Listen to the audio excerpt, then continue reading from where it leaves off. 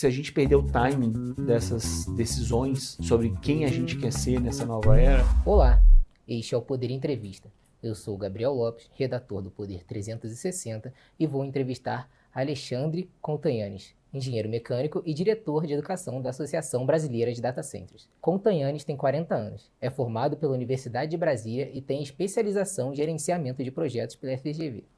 Atua em sistemas de resfriamento e eficiência energética, com experiência em projetos de alta complexidade e ambientes de missão crítica. Atualmente, contribui para o desenvolvimento de profissionais e o desenvolvimento técnico do setor de data centers. Alexandre, obrigado por aceitar o convite para essa entrevista. Prazer estar aqui, Gabriel. Obrigado pelo convite. Eu acho que é um tema super relevante e é importante a sociedade ficar informada disso. Agradeço também a todos os web espectadores que assistem esse programa. Essa entrevista está sendo gravada no estúdio do Poder 360 em Brasília, em 14 de abril de 2026. Para ficar sempre bem informado, inscreva-se no canal do Poder 360, ative as notificações e não perca nenhuma informação relevante. O Brasil vive uma expansão dos data centers. Quais são hoje os principais gargalos para sustentar o crescimento? Olha, Gabriel, eu colocaria principalmente dois. Né? Eu acho que é comum, acho que todo investimento internacional, que é o custo Brasil. A gente fala de custo Brasil. O que é o custo Brasil? O custo Brasil é uma série de coisas que acabam encarecendo o que a gente chama de custo total da propriedade, né? O tal do TCO. Então, por exemplo, parte burocrática. O sistema de tributário super complexo, que hoje, apesar de ter a reforma tributária, etc., hoje, atualmente, é um sistema muito complexo, inclusive, às vezes, com dupla tributação em alguns pontos. Então, isso acaba encarecendo o investimento de uma forma. E o segundo que eu colocaria é a parte do ambiente regulatório. Eu acho que ter regras claras é muito importante. Eu nem estou falando de incentivos fiscais, etc., são importantes também, sem dúvida nenhuma. Mas ter a regra clara para o investidor é muito importante. Então, ele saber que ele está colocando o dinheiro, independente dele considerar a regra boa ou ruim, mas ter a regra clara do jogo, isso fortalece muito a posição do Brasil como um receptor desses investimentos. Então, eu acho que hoje, definitivamente, esses são os dois principais gargalos para esse fluxo de investimentos vir para o Brasil. Perfeitamente. O custo da energia, a disponibilidade é crucial para o setor. Como o Brasil se insere nesse mercado? Ele é competitivo? Olha, sim, né? Do ponto de vista de custo, ela não é a mais barata, mas ela é um preço competitivo, sim. Mas eu acho que são dois grandes diferenciais que a gente tem, além do custo. O primeiro é a disponibilidade. Então, a gente tem energia. Hoje você tem vários mercados de data center que não têm energia. Então, é um insumo, sem dúvida nenhuma, talvez o insumo principal para a indústria de data centers. Alguns países não têm essa energia disponível e a gente tem essa disponibilidade. Um exemplo que eu posso dar para vocês, hoje a gente tem um efeito no nosso sistema energético chamado curtailment, que é isso, é o corte. Então, devido a outros fatores de transmissão, mas também por falta de demanda, as usinas de energia são desligadas. Eu paro de produzir essa energia e no ano passado, os dados oficiais falam que em torno de 20% do potencial de produção foi perdido. Só esses 20% já daria para alimentar centenas de data centers grandes. Então, a gente nem está falando de fazer novas usinas, etc., e que a gente tem um potencial, mas o fato é que a gente perde, a usina está pronta, a gente perde esse potencial. Então, essa disponibilidade, isso é uma coisa. E o segundo, que eu acho que é relevantíssimo nesse ponto, é a questão da matriz energética, da qualidade da nossa energia. A pegada de carbono que é gerada na produção da energia. Então, quando a gente compara o Brasil com outros países, a nossa energia, a nossa matriz energética, cerca de 85% a 90% renovável. Vai depender da estação do ano, se a gente está com mais termoelétrica ou não. Mas ainda que a gente pegue ali uma média de 85%, ela é top 10 do mundo facilmente. Então, quando a gente pega a energia produzida do Brasil e compara, por exemplo, com a energia produzida nos Estados Unidos, a pegada de carbono, ou seja, o impacto ambiental da energia produzida nos Estados Unidos é 10 vezes maior. A gente está falando aqui de coisa de 35 quilos por megawatt, e lá nos Estados Unidos está falando de 350, 400. Então, a gente tem disponibilidade, a gente tem um preço competitivo e a gente tem energia limpa. Isso é fundamental para os grandes investidores, para as grandes empresas, falar que consome energia e essa energia é limpa, ou ela tem um impacto ambiental controlado. Acho que isso é super importante e é um fator determinante no potencial para receber esses investimentos. Perfeito. E o avanço dos data centers, ele pode trazer algum risco, como o aumento das tarifas ou, por exemplo, uma falta de abastecimento do setor energético? Vamos lá, eu acho que tudo tem a ver com planejamento, né? Eu acho que as coisas mal planejadas definitivamente levam a esse tipo de coisa, né? Então, planejamento é fundamental. Se você pegar dados oficiais do ONS, da própria ANEEL, a gente tem um potencial ainda de geração altíssimo. E são potenciais que não impactam hoje essa principal característica da nossa matriz, que seria essa matriz limpa, né? Então, por exemplo, eólica, tanto onshore quanto offshore, ou seja, a eólica que é feita aqui, que a gente conhece, aquele catavento gigante ali na terra, como no mar, a gente pode levar eles para o mar. Tem vários países que fazem isso, levam para alto mar, onde você tem correntes de vento relevantes, e você produz energia em alto mar. Você tem a parte de solar, né? A gente tem uma área enorme, né? Uma irradiação solar incrível, e a gente ainda não usa esse potencial todo. Inclusive, como eu disse para vocês, a gente ainda perde o potencial que já está instalado. A gente tem biomassa, então resíduos, que hoje é gerado resíduos de agricultura, podem ser utilizados para gerar. Então a gente tem um potencial de até centenas de gigawatts ainda para serem disponibilizados para o mercado. Então, uma vez planejado, eu não vejo esse crescimento gerando essa pressão no preço, porque a gente tem potencial para fazer. Obviamente, trazer tudo sem planejamento, claro que vai gerar lei de oferta e demanda, mas planejado, eu acho que é um risco, sempre é um risco, mas é um risco perfeitamente controlável, desde que tenha um bom planejamento. Perfeito. E de que forma a inteligência artificial vem mudando as características e as perspectivas para o setor de data center? É um animal completamente diferente, né? Então você tem várias nuances no data center de inteligência artificial que você não tem nos data centers generalistas, por assim dizer, né? Hoje todo mundo usa data center, né? A gente está aqui na transmissão está usando data center, né? Então vocês estão recebendo essa informação através de um data center. Hoje a gente se comunica, a gente acorda interagindo com o data center e dorme interagindo com o data center. Os data centers de inteligência artificial, eles têm uma característica de ter uma densidade muito alta. O que significa isso? Um consumo de energia muito alto. É o grande tópico, né, da discussão. Automaticamente, quando você consome muita energia de uma forma concentrada, ou seja, numa pequena área, você também gera calor de uma forma muito densa. E esse calor ele tem que ser tratado de alguma forma, na verdade, rejeitado ali do equipamento até o ambiente externo. Muito bem. Coisas que não são relevantes hoje num data center, ou não são tão relevantes, se tornam muito relevantes.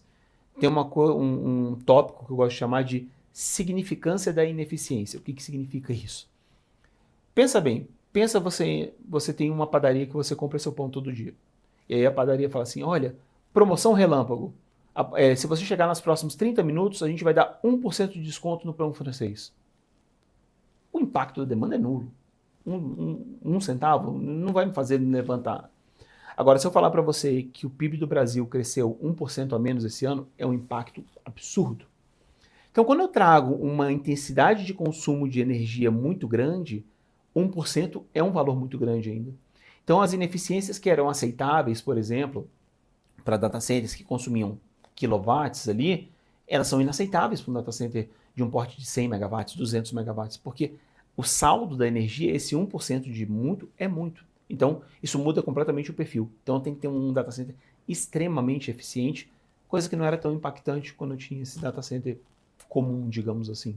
Com o aumento da densidade computacional, soluções como a liquid cooling deixam de ser uma tendência e viram necessidade? Em que estágio está essa transição no Brasil? E queria pedir para que o senhor explicasse do que se trata esse liquid cooling, né? Não, vamos lá. Vão vindo jargões, né, com a informação passando, né, e todo mundo fala liquid cooling, e aí começam a associar isso a consumo de água. Isso é uma loucura, muito legal ter essa oportunidade de explicar. Bom, como eu disse para você, esses data centers de alta densidade acabam gerando muito calor.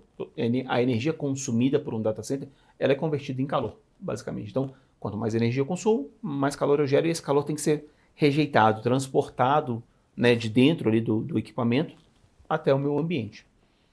Como que funciona um data center hoje generalista? Ele tem um sistema de ar-condicionado, que é o sistema que vai resfriar esses equipamentos, muito parecido com um shopping center. Então, é uma água gelada circulando ali por equipamentos. absorvendo o calor gerado pelas pessoas, enfim, pela iluminação, e rejeitando para o ambiente. Esse sistema ele usa água, mas ele não consome água. É o que a gente chama dele de um circuito fechado. Então a água circula como um condutor, ela pega calor aqui e leva para lá, pega aqui e leva para lá, e você não tem um consumo relevante.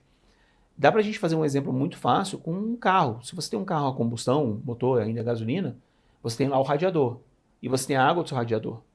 Você não fica completando a água do radiador igual você coloca a gasolina. Se você tem que completar a água do seu radiador, é um problema de manutenção, está vazando, né, a água. Mas ela fica ali. É um resfriamento com água, mas você não consome água. Então, isso seria uma analogia para um liquid cooling. O liquid cooling, ele vai pegar esse calor, em vez de ser o ar, eu vou pegar um líquido, que ele é mais eficiente nesse transporte de calor, e vou levar ele para fora. Agora, a parte externa, existem várias formas de você rejeitar esse calor.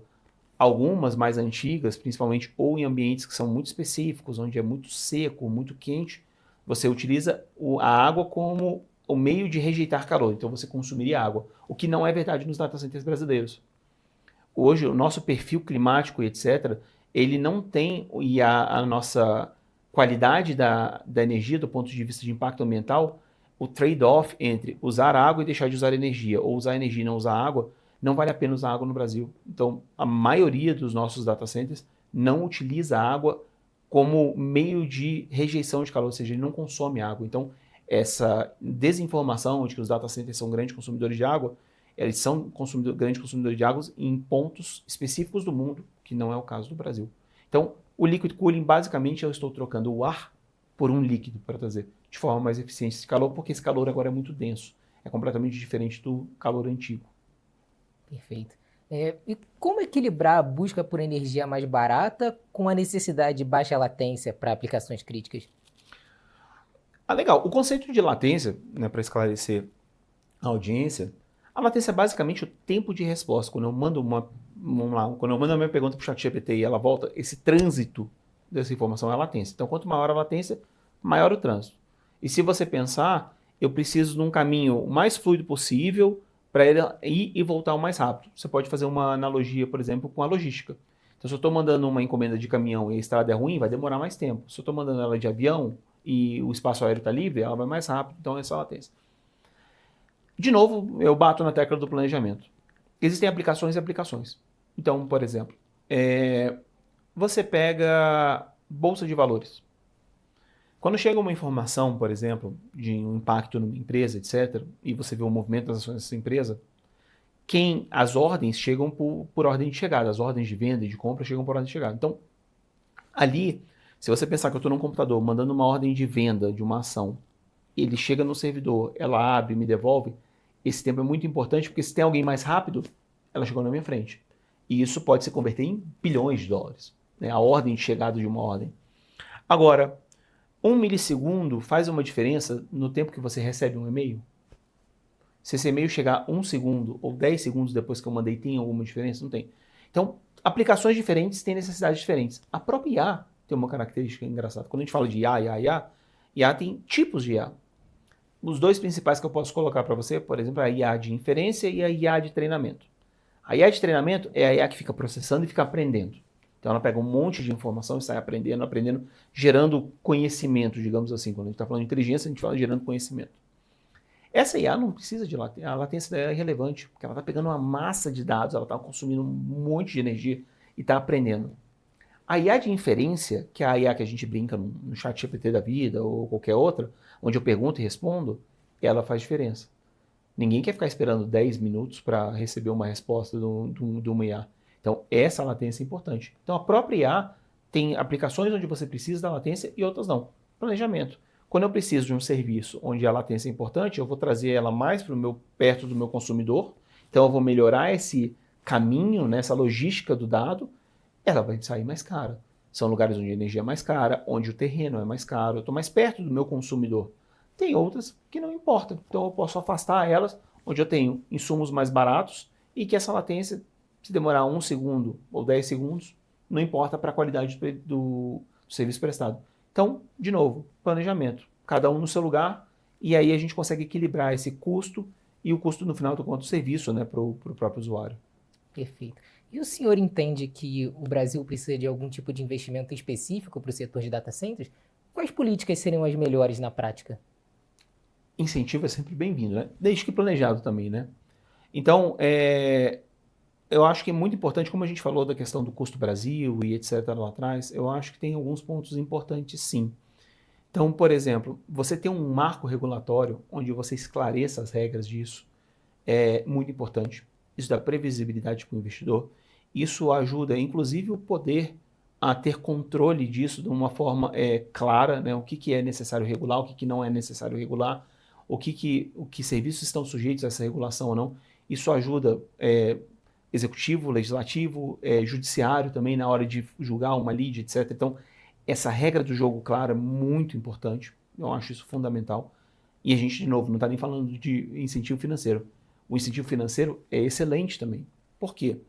Porque ao trazer esse investimento, e quando você faz um incentivo financeiro vinculado a contrapartidas, isso traz desenvolvimento. Então, por exemplo, muito se fala de o data center é simplesmente um prédio de computadores, então ele não gera emprego nenhum. Na operação do data center, se você bater uma foto, fato, não vai ter muita gente ali trabalhando, mas isso é completamente enviesado, você está fazendo assim com a sua visão. O data center, ele abre uma cadeia de produção gigante, produção dos equipamentos, produção dos insumos para construção. Quem usa o serviço do data center que está ali, também isso gera empregos também. Então, a quantidade de empregos e o giro de dinheiro na economia, na cadeia de produção, é gigante. Então, você apresentar um incentivo fiscal, por exemplo, para o investidor, nas contrapartidas do tipo investimento mínimo, investimento na cadeia de produção nacional, etc., tem um impacto gigantesco, então isso faz todo sentido. Esse tipo de incentivo vale a pena para o Brasil. A gente já tem todo esse potencial, a gente só está trazendo um charme a mais, digamos assim. Não são necessários, mas são sempre bem-vindos. Perfeito.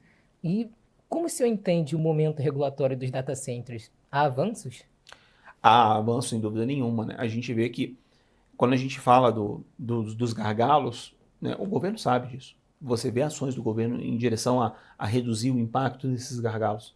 Então, a gente tem uma série de iniciativas, como o Redata, o marco da inteligência artificial que está sendo discutido. Então, percebe-se essa necessidade e o governo vem trabalhando para isso, né? Isso é importante. Existem outras pautas também. Então, não necessariamente é a prioridade número 1, número 2, mas você vê isso sendo trabalhado. E eu acho que a gente tem avançado isso muito bem. Numa perspectiva de interesse público no assunto, eu acho que a gente tem caminhado muito bem. Há muito que melhorar? Sem dúvida nenhuma. Mas eu vejo que a gente tem caminhado bem, sim. E há risco do que alguns especialistas e economistas lidam como bolha de ar atrapalhar o setor de data centers? Bom, primeiro assim, eu não vejo hoje sinais de uma bolha estrutural, né? Apesar de que quando a gente fala de sobreinvestimento, né, é natural, ciclos de sobreinvestimento são naturais. Então, quando você vê um potencial em alguma coisa, há um fluxo de sobreinvestimento, isso não necessariamente significa uma bolha. Pelo contrário, você está lá induzindo, né, aquele assunto de maior potencial. Quando você pensa na IA, e quando a gente está falando dessa IA que a gente usa no dia a dia, parece uma coisa supérflua. Você fala assim, eu vivo sem perguntar à minha IA isso. Isso é fato. Mas a IA não é só isso. Esse impacto social da IA que está começando agora, todo mundo tendo acesso, etc., blá, blá, blá, parece supérfluo, né? Eu lembro quando foi lançada a IA no WhatsApp, todo mundo pedia, né? Gere uma imagem de não sei o quê. Isso realmente é supérfluo. Agora, a IA é utilizada em campos da ciência que avançam numa velocidade incrível. Por exemplo, pesquisa de fármacos. Como acelerou, né, e como deu perspectiva de probabilidade. Hoje, por exemplo, você vai pesquisar uma nova droga, a IA pode pegar todos os dados já pesquisados em vários anos e dizer para você, olha, essa droga tem um potencial de tantos por cento de dar certo. E aí você tem um pesquisador sensacional, uma coisa que a IA nunca vai substituir, e aí você está pegando esse cara e falando, olha, não vamos investir o tempo desse cara sensacional não, aqui a probabilidade de sucesso é muito baixa, vamos direcionar ele para esse aqui, onde a probabilidade é maior. Isso a IA faz como ninguém, como nenhum humano vai fazer. Então a gente pega esse potencial humano e aplica onde ele deveria ser aplicado. É muito frustrante, por exemplo, para um pesquisador desse, eu estou falando do campo da medicina, mas a gente pode falar de qualquer outro campo, gastar anos da sua vida em pesquisa onde, de repente, se você colocasse um computador e falar, olha, a probabilidade de sucesso disso é muito baixa. E aí eu vou levar esse cara para um lugar onde tem uma probabilidade maior. Então, uma vez que a gente começa a aplicar isso, previsão de catástrofe, modelos de previsão de catástrofe. Será que vai acontecer alguma coisa? Qual que é o índice pluviométrico que tem que ter para eu ter um desastre? Quais são as medidas mitigatórias que eu posso fazer? Isso, ela vai fazer muito melhor que o humano, porque ela tem a habilidade de olhar e cruzar milhares de dados ao mesmo tempo, coisa que nós humanos não temos como fazer isso. É humanamente impossível. Então, uma vez que isso é aplicado, essa forma de IA é aplicada no mercado, não tem volta. Não tem uma bolha. Não vai deixar de ser aplicada a IA para esse tipo de coisa. Então, quando a gente vai para o avanço da ciência, não tem como a gente estourar. E a gente está no primórdio. Quando o social, né, começar a utilizar a IA no ponto de vista de melhoria de vida, etc., como a gente já usa. Quando você liga o seu Waze para sair de casa, você está usando IA ali para melhorar a sua vida. Você está evitando um ponto de trânsito. Isso tem impactos sociais, no seu vizinho, impactos sociais na vizinhança, no trabalho, porque você está chegando atrasado ou está chegando no horário. Então, é uma cadeia de coisas que eu não vejo essa bolha estourando. Eu acho que é um caminho que a gente está tomando sem retorno. Perfeito. E como o senhor entende as perspectivas do Brasil no mapa global dos data centers? É engraçado, né? Eu penso de uma outra forma.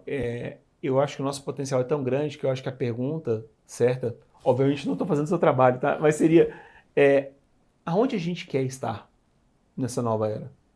Porque a gente tem todo o potencial. Então, quando a gente olha todas as características que a gente falou de matriz energética, quando a gente falou de território, a conectividade, nossa conectividade com a Cápsula Marina é excelente também. A gente tem uma área de litoral muito grande, a gente tem boas conectividades com a Europa, com os Estados Unidos, etc. Então, o potencial está aí. Basta a gente saber aonde a gente quer ficar. Tem muitos especialistas, e eu acredito nisso, dizem que a gente está vivendo uma espécie de nova revolução industrial. E toda vez que a gente viveu uma revolução industrial, quando você olha na história, sempre teve essa preocupação, né, as máquinas vão tomar os empregos dos humanos, e da primeira revolução industrial para cá, temos trabalho, temos as máquinas trabalhando para a gente, então, assim, a gente se adapta, né, nisso. Então, eu vejo isso também como uma revolução. Eu acho que isso é uma nova forma, né, uma nova relação entre energia, produtividade, etc. A IA está aí e não vai sair. Então, agora, com isso, é o Brasil entender se ela quer protagonizar isso, com todo esse potencial, ou se a gente quer ser passageiro. Isso, a gente não pode falar que é uma escolha certa ou uma escolha errada, mas definitivamente nós somos um país com maior potencial de protagonismo nessa transformação, né? E a gente não fala de ciclo, né? Algumas pessoas falam de ciclo digital, eu não acho que é um ciclo porque ele não termina. Eu acho que ele é a abertura de um caminho para uma nova coisa que a gente não conhece ainda. Eu poderia apostar aqui que a nossa sociedade daqui a 10 anos vai viver de uma forma completamente diferente do que a gente vive hoje. Então, o país quer ser protagonista ou o país quer ser um passageiro? Isso é uma decisão pública, né? Mas o fato é que a gente tem um potencial enorme de ser protagonista. O Brasil tem mais uma chance para essa nova era digitalizada, etc., o Brasil ser protagonista no contexto mundial, sem dúvida nenhuma. E o setor de data centers tem conseguido acompanhar e atuar em prol dessa potencialidade? Quais são as perspectivas? A gente tem dado uma patinadinha, sem dúvida nenhuma, mas uma série de coisas acontecem no mundo que acabam de novo, né? Parece que ou sorte ou competência, enfim. Você vê as tensões geopolíticas que estão acontecendo no mundo, né? O Oriente Médio era um grande polo atrativo de investimentos para data center. Hoje a gente já tem um risco lá muito grande. Você vê, a gente tem notícia aí de data centers sendo alvejados, né? Etc. Então, para o investidor, isso se torna um risco substancial, né? Coisa que aqui no Brasil esse risco é baixíssimo, né? A gente tem esse crescimento, né? Essa produção de energia muito grande, só que a gente ainda patina nessa instabilidade, da falta do marco regulatório, da clareza das coisas, da segurança jurídica. Então, eu acho que hoje o que está faltando para abrir um pouquinho esse fluxo é tudo isso que a gente conversou, a questão de uma regulação clara, de uma segurança jurídica para o investidor, de aproveitar esse dinheiro para também potencializar outras coisas nacionais. Então, a gente está trazendo capital internacional. É óbvio que isso vai ser retornado, é um investimento para o capital internacional, mas a gente potencializar isso para o nosso desenvolvimento é fundamental. E eu acho que a gente está engatinhando ainda nesse ponto de vista. A gente está tendo muita discussão filosófica e uma característica que eu acho diferente das outras revoluções industriais, se a gente for falar isso, é a velocidade. Acho que se a gente perder o timing dessas decisões sobre quem a gente quer ser nessa nova era, a gente pode não ter mais tempo de decidir. A gente pode virar passageiro por impulso, né? Então, eu acho que esse timing dessas discussões, ela precisa ser o mais rápido possível, porque a gente perde essa janela de oportunidade. Tem outras pessoas querendo ser protagonistas também, com menos potencial, mas que o protagonismo alguém vai fazer, que seja o Brasil. Chega ao final essa edição do Poder Entrevista. Em nome do jornal digital Poder 360, eu agradeço a Alexandre Contonhanes por aceitar o convite. Obrigado, tanto eu quanto a Associação Brasileira de Data Centers fica à disposição de vocês sempre que vocês precisarem para esclarecer dúvidas para a sociedade. Eu acho que a imprensa tem um papel fundamental nisso. Tem um papel fundamental e o trabalho de vocês é peça-chave para que a gente consiga levar, né, a opinião pública para levar o país a esse protagonismo. Agradeço também a todos os web espectadores que assistiram a este programa. Essa entrevista foi realizada em Brasília, em 14 de abril de 2026. Para ficar sempre bem informado, inscreva-se no canal do Poder 360, ative as notificações e não perca nenhuma informação relevante. Obrigado e até o próximo Poder Entrevista.